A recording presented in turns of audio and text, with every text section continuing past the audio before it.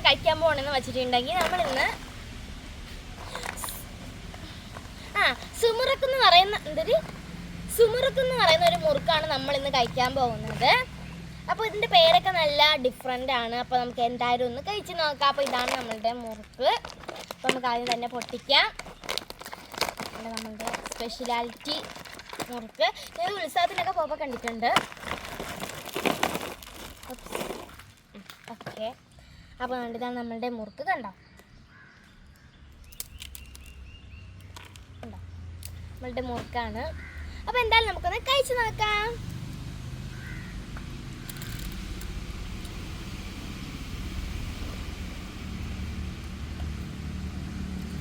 എന്താ നല്ല ടേസ്റ്റ് ഉണ്ട്.